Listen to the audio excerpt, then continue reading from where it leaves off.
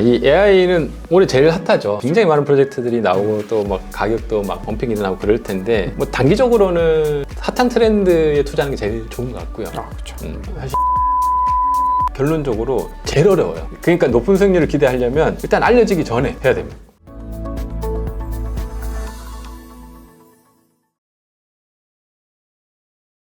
자, 그러면 이제 지금 솔라나가 아무래도 생태계를 갖다 아주 그냥 본인들의 어떤 트렌드에 맞춰서 진짜 막 잘 확장을 해 나가고 있습니다, 실제로. 네네. 그래서 지금 회자되는 민코인도 그렇고 어떤 디파이도 그렇고 네. 솔라나 프로젝트들 뭐 AI도 그렇고 굉장히 좀 많이 회자가 되고 있는데 네. 지금 이제 솔라나 생태계에서 아무래도 이 솔라나가 디파이를 조금 포커싱을 하다 보니까 주피터나 뭐 피스 네트워크 같은 이런 기대주들이 좀 등장을 하고 있는데 솔라나 생태계에서 우리 대표님께서 좀 개인적으로 가장 또 눈여겨보는 프로젝트 어떤 게 있을까요?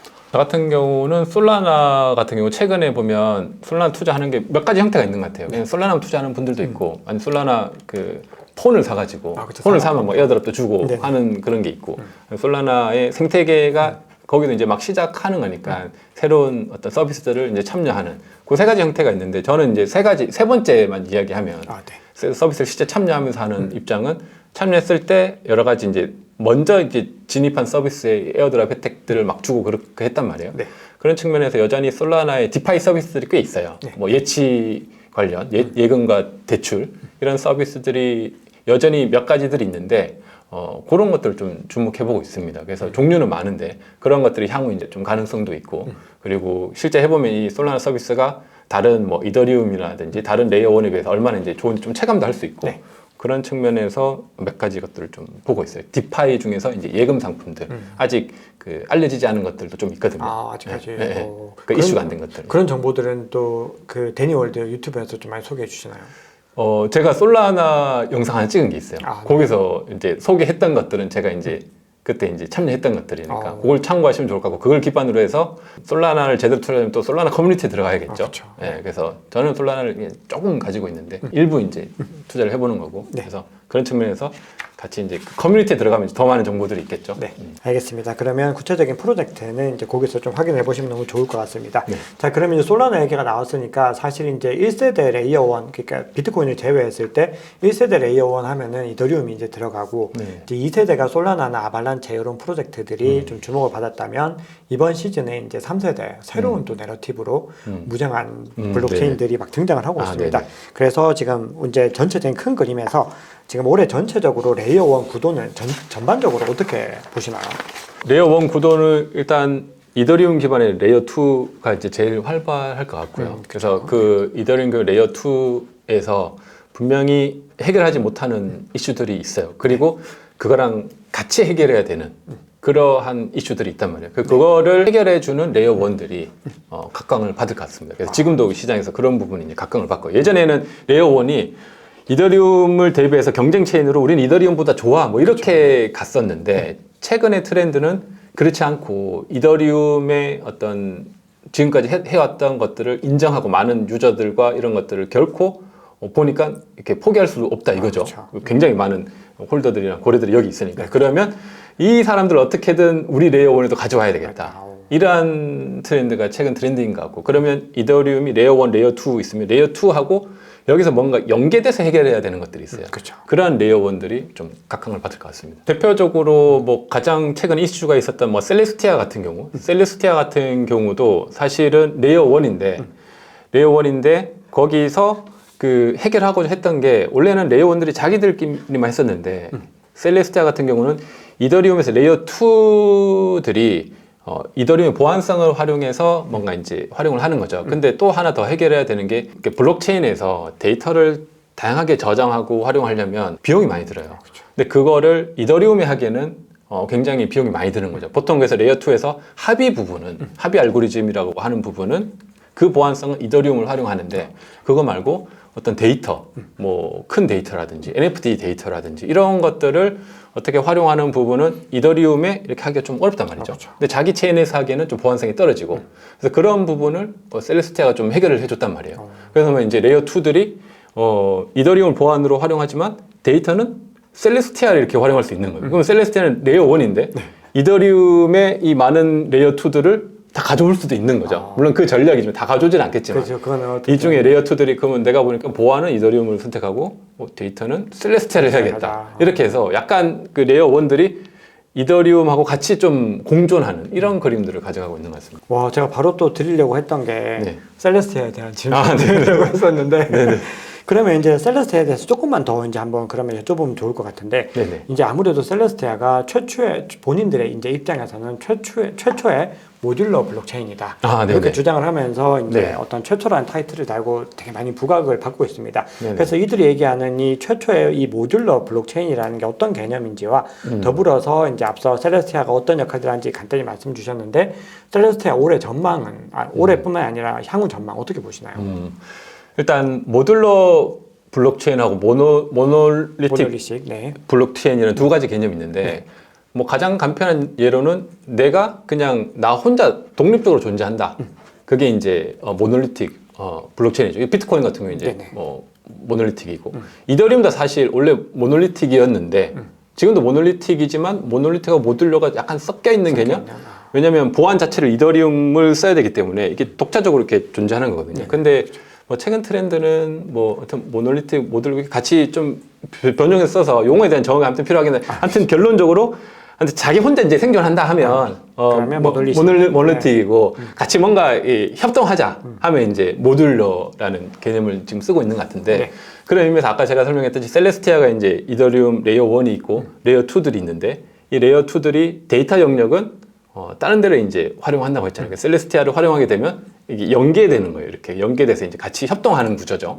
그렇게 해서 그래서 이제 어떤 모듈러의 어떤 큰 개념, 모듈러라는 개념이 예전에도 있었는데 이게 더 각광받은 이유는 이더리움에 그거를 같이 가져와서 그러는 것 같아요. 그래서 그 포지션을 셀레스티아가 이제 확 치고 들어온 거죠. 원래 그 셀레스티아의 근원은 셀레스티아가 이제 그 합의 엔진은 그 코스모스 생태계를 사용했거든요. 코스모스 생태계가 원래 모듈러 블록체인의 어떤 원조라고 볼 수 있어요. 코스모스는 뭐냐면 각각의 레이어 1들이 다 만들 수 있는데 각각의 레이어 1들이 서로 이렇게 협동할 수 있거든요. 그 구조를 만든 게 이제 코스모스 생태계인데 그 생태계에서 탄생한 게 이제 셀레스티아인데 보통 코스모스 생태계들이 자기네끼리만 있었어요. 코스모스 안에서만 있었는데 다른 애들이 몇 번 시도를 하긴 했지만 셀레스티아가 어떻게 보면 최초로 코스모스의 그 모듈러 개념을 가지고 왔지만 그거를 이더리움에 있는 것들을 이렇게 쭉 가져와 버린 거죠. 옛날에는 코스모스는 이더리움은 나빠. 우리가 좋아해서 이제 경쟁 구조로 우리한테 와 이런 느낌이었는데 셀레스티아는 코스모스의 엔진을 가져와서 썼으면서도 불구하고 이더리움하고 이제 협동을 한 거죠. 그래서 이 사람들 무시하지 않고 다 우리 같이 합시다. 해가지고 하니까 이제 오히려 이제 비탈릭 부테린이 약간 당황해하면서 근데 이 하나의 맹점이 있는데 셀레스티아가 이렇게 아는 사람도 있고 모르는 사람도 있는데 그 셀레스티아가 한 거는 이제 데이터를 가져오는데 데이터뿐만 아니고 셀레스티아가 가져오는 건 합의도 가져오거든요. 합의도요? 네. 레이어 2가 그 합의 알고리즘을 그러니까 셀레스티아를 활용할 수 있어요. 셀레스티아를 활용하면 무슨 문제가 생기냐면 이더리움의 보안을 안 써도 돼요. 그러니까 그러면 더 비용이 저렴해지거든요. 그러니까 합의 알고리즘을 코스모스 생태계의 합의 셀레스티아가 만든 그걸 쓰는 거예요. 그러면 레이어 2 입장에서는 비용이 더 저렴해지는 거죠. 근데 이제 보안성은 이더리움에 비해서 좀 떨어지죠. 떨어지니까. 네. 그래서 셀레스티아가 근데 전략이 데이터를 가지고 이렇게 치고 들어왔지만 합의도 우리 거 해라. 그렇게 하는 거예요. 합의를 하게 되면 이제 셀레스티아를 이제 활용해서 쓰는 거니까 셀레스티아가 더 좋아지는 거고. 그렇게 하니까 이제 비탈릭 부테린이 뭐야 우리 안 쓴다고? 왜 그럼 그건 아니야 하면서 막 논쟁도 있었거든요. 왜냐하면 보안은 이더리움을 써야 되니까. 그러니까 그게 되게 중요한 또 이슈. 지금도 계속 이슈입니다. 그래서 그 이슈인데 그거는 이제 근데 어쨌거나 선택적으로 했으니까 레이어 2들이 선택할 수 있는 거죠. 보안은 이더리움 쓰고 데이터만 넣으니까 쓸래. 뭐 이렇게 이제 가는데 이제 이게 앞으로 어떻게 될지는 좀. 그럼 일단 셀레스티아에 대해서는 일단 시장에서 굉장히 많이 부각되고 있는 어떤 이유들이 확실히 조금 더 선명하게 좀 그려지셨을 것 같습니다. 자, 그러면 이제 셀레스티아와 더불어서 또 많이 좀 회자되는 또 이 레이어 1 프로젝트가 있는데 세이 네트워크가 있습니다. 근데 요거는 또 이제 본인들도 최초라고 또 들고 나온 게 최초의 병렬 EVM이다. 이런 또 내러티브를 들고 왔는데 요 개념은 또 어떤 것이고 이런 스탠스의 어떤 장점이 있고 또 단점이 있을 것인데 그것과 더불어서 마지막으로 세이 네트워크는 또 올해 전망 어떻게 보시는지 궁금합니다. 최초의 병렬 EVM은 맞고요. 병렬 EVM이 뭐냐면 사실 EVM이 뭐 이더리움 버추얼 머신이라고 해서 우리가 이제 이더리움은 플랫폼이고 그 위에서 이제 누군가가 뭐 다양한 뎁이라는 서비스들을 만들잖아요. 만들면 이더리움이 뎁 서비스를 만들 수 있게 제공한 게 EVM이라는 거예요. 네. EVM인데 쉽게 생각하면 뭐 OS라고 보시면 돼요. 윈도우 아니면 맥이라면 맥에서 사용할 수 있는 게 그 앱스토어죠. 그 앱스토어에 뭔가 앱을 만들려면 네. 그걸 사용해야 되니까 거기서 제공해 주는 거를 표준을 따라야 되잖아요. 네. 그런 표준 같은 건데 근데 이게 최초로 나기 때문에 가장 많은 개발자들이 이 EVM 기반으로 개발을 하고 있어요. 네, 역사도 그렇죠. 오래됐고 보안도 훌륭하고 보안상 취약점은 지금도 꽤 있습니다. 있는데 그래도 다른 거에 비해서 네, 역사가 오래됐으니까 좀 안정적인 게 있는 거죠. 그래서 대부분 가장 많은 블록체인 개발자라고 하면 EVM 개발자들이에요. 네. 그래서 솔리드를 사용한 개발자들인데 그러니까 이 EVM은 굉장히 중요하죠. 이 시장에서 가장 중요한데 그래서 많은 레이어원들도 EVM을 쓰고 있고 근데 EVM의 가장 큰 뭐 단점이라고 할까요? 뭐 단점이라고는 EVM 자체는 내가 어떤 요청이나 프로그램을 하면 한 번 요청하면 그 한 번이 이렇게 순서대로 이렇게 진행이 돼요. 뭐 만약에 1번 내가 10명이 뭔가 요청을 하면 1번, 2번, 3번, 4번 10개가 차례대로 이렇게 순행을 하거든요. 네. 10개를 모아서 한 번에 하든지 그럼 시간이 많이 걸리고 그게 결국 그 수수료도 올라가고 올라가죠. 그런 문제 때문에 뭐 레이어 2도 나고 이런 거잖아요. 네. 근데 이제 병렬 EVM은 뭐냐면 이 10개를 병렬로 나눠서 동시에 이렇게 10개를 다 처리해 버리는 거예요. 그래서 그런 처리할 수 있는 EVM이라는 걸 만든 거죠. 본인이 최초로. 네. 그러니까 이걸 이더리움 진영에서 만들어야 되는 건데. 네, 그렇죠. 저도 그 생각이 들었는데 이더리움 진영에서 만들어야 되는 건데 이거를 세이에서 자기들이 먼저 만든 거예요. 만들어서 지금 이제 요번에 이제 뭐 하는 거죠. 서비스를 이제 하는 건데 그러니까 이더리움 진영에서 우리가 할 거를 쟤네가 했네 이렇게 되는 거고 세이 입장에서 야 너네가 먼저 해야 될 걸 내가 먼저 했어. 그렇게 해서 이제 런칭에서 이제 이슈가 됐었고 네. 그래서 굉장히 훌륭한 일을 해낸 거죠. 일단 하나의 큰 업적은 분명해요. 네. 그래서 근데 이거를 이제 만약에 이 내러티브가 굉장히 크게 호재가 되려면 이 EVM을 이더리움 진영에서 받아들여줘야 돼요. 세이에서 만든 EVM 너네 보니까 좀 별론데 보안 이슈도 있고 우리 안 할 거야 이렇게 해버리면 그냥 잠깐 핫했다가 이제 이렇게 죽을 수 있는 거고 그럼에도 불구하고 이 EVM을 다른 레이어원에서 쓸 수 있는데 결론적으로 이더리움에서 이거를 채택을 해야겠죠. 그렇게 해서 이더리움이 나중에 뭐 업그레이드를 통해서 우리 그러면 세이 EVM으로 바꿉시다. 그걸 좀 더 수정 보완해서 그렇게 되면 세이는 이 어떤 엔진을 만든 거잖아요. 그렇죠. 엔진을 만들었으니까 거기에 이제 굉장한 이제 여러 가지 수혜들이 있겠죠. 그래서 그런 측면에서 시장의 어떤 주목을 받는 것 같고 앞으로의 미래는 그런 측면을 좀 고려해 봐야 되는 것 같습니다. 그래서 그거 말고도 몇 개 더 있긴 한데 일단 가장 핫한 거는 그 병렬 EVM이니까 그 병렬 EVM 우리가 볼 때는 이게 분명 시장에서 필요했고 그걸 세이가 만들었는데 이것이 이더리움 진영에서 어떻게 받아들여질지 그리고 이것이 얼마나 많은 그 레이어 1이나 다른 네트워크에서 이거를 채택해서 활용할지 이런 부분에 따라서 세이가 계속 주목을 받을지 더 이렇게 발전할지가 좀 정해질 것 같습니다. 맞습니다. 어떻게 보면 이게 이제 방금 얘기 나눴던 셀레스티아도 그렇고 세이도 그렇고 사실은 둘 다 이번에 어떤 내러티브 상으로는 올해 좀 핫한 테마들을 좀 탄 부분들이 있고 아마도 이제 유의미한 성장들이 계속해서 이어나갈 가능성이 있는데 기본적으로 세이는 조금 더 긴 한목으로 봐야 된다. 이렇게 정리를 좀 길게 봐야 됩니다. 하겠습니다. 네. 자 그러면 이제 밈코인 얘기도 간단하게 하겠습니다. 이게 최근에 밈코인이 진짜 제가 방송에서 개판이었다 이런 사람들이 막 너무 재밌었다고 막 그러시더라고요. 그러니까 지금 진짜 개판을 한번 해서 최고 수익률 하루에 뭐 1위부터 5위까지를 모두가 다 밈코인, 개코인, 페페 하나 빼고 다 개코인이 차지했는데 지금 이게 또 솔라나 생태계를 중심으로도 많이 이루어지고 있는 모습들인데 자 그렇다 보니까 지금 밈코인 투자에 대해서 욕심을 내는 분들이 계세요. 이게 아주 가장 위험한 투자인데 자 그럼에도 불구하고 또 그렇게 좀 관심이 있으신 분들을 위해서 밈코인 투자를 뭐 비교적 잘할 수 있는 노하우가 좀 있을까요?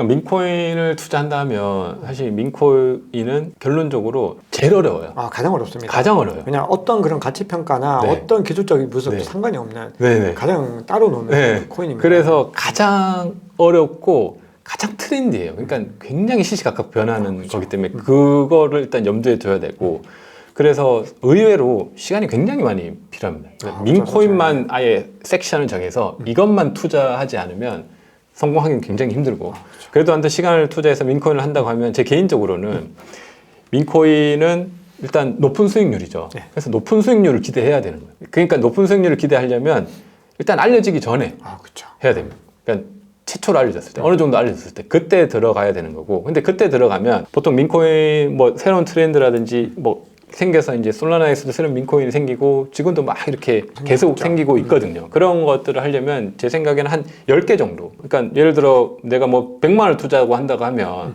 100만 원을 투자하는데 1000만 원을 목표로 한다면 10개를 나누면 여기 10만씩 넣는 거죠. 10만씩 넣으면 10만 원이 진짜 1000만 내기도 하거든요. 그렇죠. 그럴 수 있어요. 네, 그럴 수 있어요, 민코인은. 네. 그러니까 그 목표니까 그 목표대로 하면 일단 100만 다 버리겠다고 생각하고 맞아요.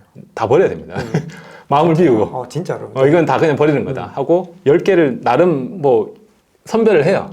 본인이. 그건 저도 잘 모르겠어요. 하여튼 그 시장에서 이제 새로 뜨는 트렌드들이 있으니까 기존의 민코인을 하셔도 되고 그래서 10개를 선별해가지고 그 중에 이제 10개를 이렇게 분산으로 하는 거죠. 그럼 그 중에 이제 하나가 한두 개가 이제 될 텐데 그거를 이제 좀 기다렸다가 바로 정리하지 마시고 그렇게 됐을 때 그 가격이 됐으면 이제 정리하고 나오는 그게 아마 민코인 투자의 어떤 원칙이라고 하면 이제 원칙으로 이제 이야기할 수 있을 것 같고 근데 사실 원칙은 없습니다. 그래서 그나마 좀 안전하게 하려면 그렇게 하시면 좋을 것 같은데 어렵죠. 어려운 영역 같아요. 맞습니다. 사실 그래서 저도 진짜 똑같은 관점인 게 민코인은 사실은 복권이라고 봐야 되기 때문에 그냥 아주 바닥에 있을 때 정말 소량의 돈들 정말 많이도 넣지 말고 정말 많이 넣어도 100만 원 미만 그 정도 그냥 넣어두고 기다렸다가 혹시 진짜 20배 30배 가면은 단계적으로 탈출하고 나오는 거죠. 올라갈 때마다 부분 매도하면서 나오는 거 말고는 사실은 다른 방법이 진짜 없는 것 같습니다.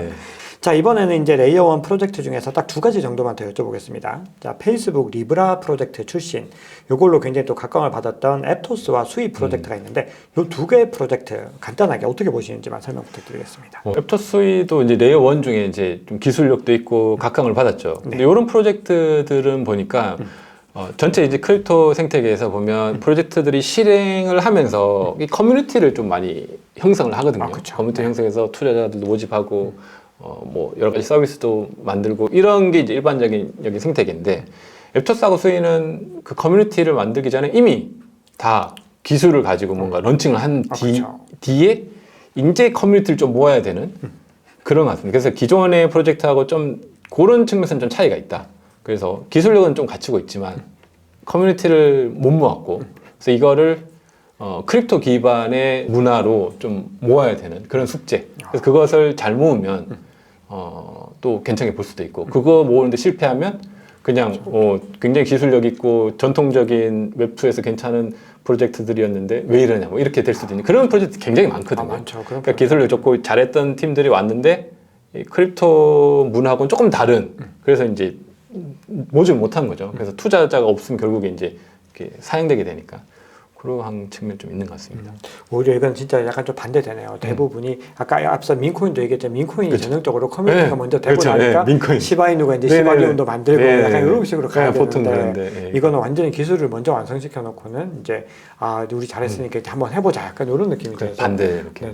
그래서 이거를 어떻게 극복하는지 한번 또 함께 지켜보면은 흥미로울 것 같습니다. 자, 그러면 이제 레이어 1 관련해서 마지막 질문으로 이제 여러 가지 레이어 1 프로젝트들을 많이 또 이야기를 했는데 우리가 요 외에 또 우리 대표님께서 개인적으로 또 주목하시는 레이어 1 프로젝트들도 있으실 것 같아서 어떤 것인지 좀 궁금합니다. 저는 기본적으로 이제 코스모스 생태계가 다 사실 레이어 1들이거든요.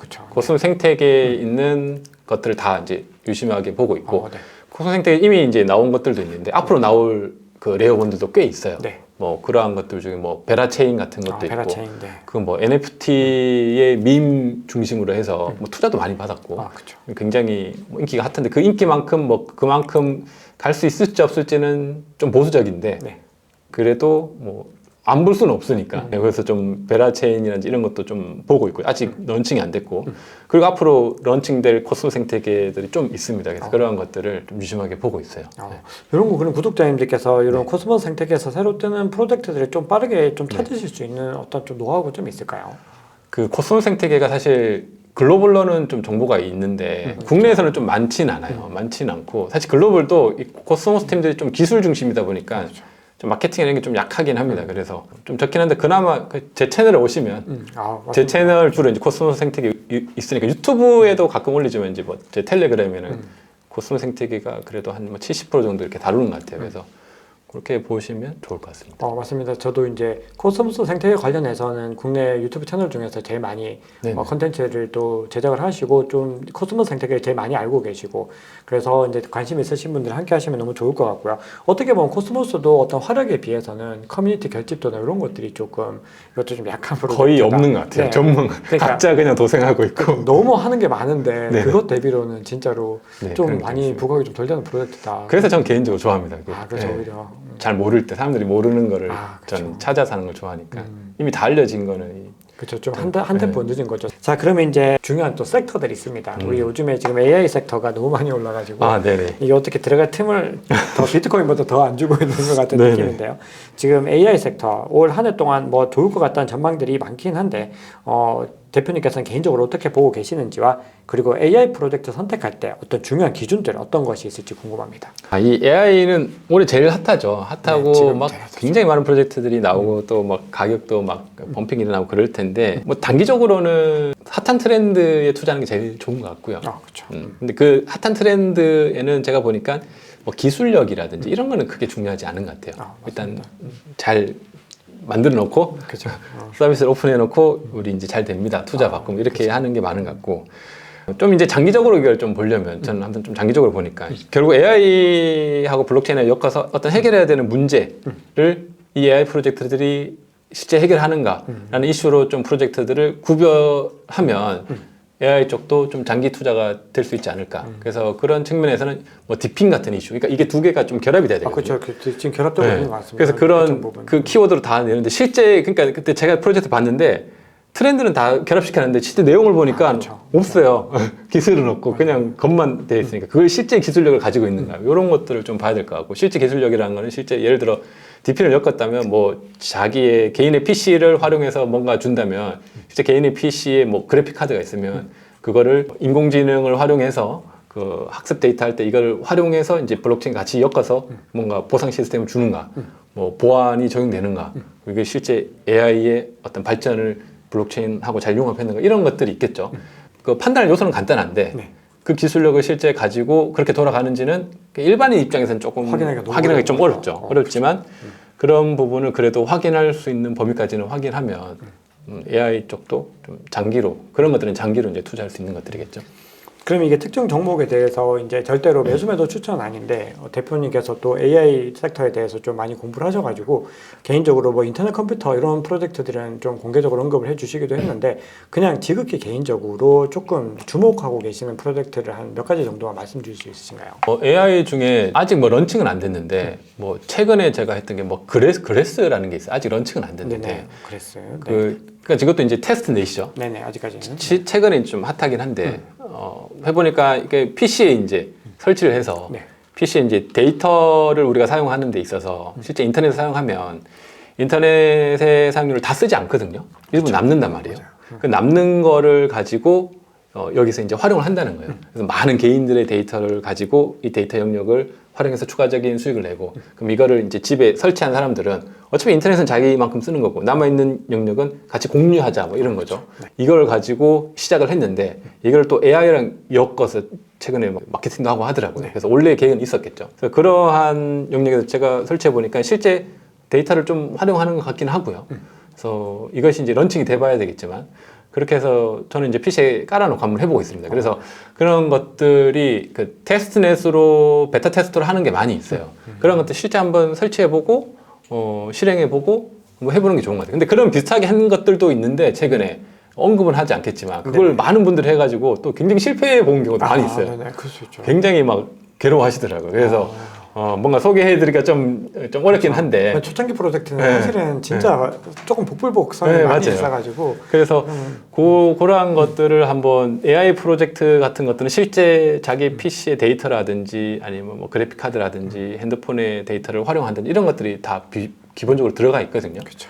또 데모로 좀 사용해 볼 수 있고 그래서 본인들이 한번 사용해 보고 괜찮네 라는 걸 한번 좀 검증해 보면 좋을 것 같아요. 해보고 문제가 없나? 뭐 그런 것들을 기반으로 해서 좀 투자할 때 어느 정도 참고할 수 있지 않을까 합니다. 계속 앞으로도 굉장히 많이 나올 것 같습니다. 그렇죠. 앞으로도 사실은 쏟아져 나올 것 같은데 우리가 또 그렇게 막 너무 막 초창기 프로젝트들 중에서 옥석을 가리는 거는 사실 개인 어렵죠. 투자자들 입장에서는 진짜 많이 힘든 것 같습니다. 네네. 그래서 결국은 사람들이 어떤 내러티브를 따라가고 시장의 어떤 대세들을 좀 따라갔을 때 그러니까 네. 초창기 프로젝트를 정말 잘 선택했을 때는 진짜 사실 대박인 건데 그게 아니고 이제 어느 정도 약간 욕심을 내려놓는 그런 네네. 것들도 좀 필요하다고 그러니까 AI도 아까 밈코인 같은 개념으로 좀 봐야 될 것 같아요. 지금은 네, 네. 지금은 지금은 진짜. 이렇게 10개 해가지고 이 중에 이제 하나 이제 맞습니다. 잘 될 거다 잘 이런 될까. 관점으로.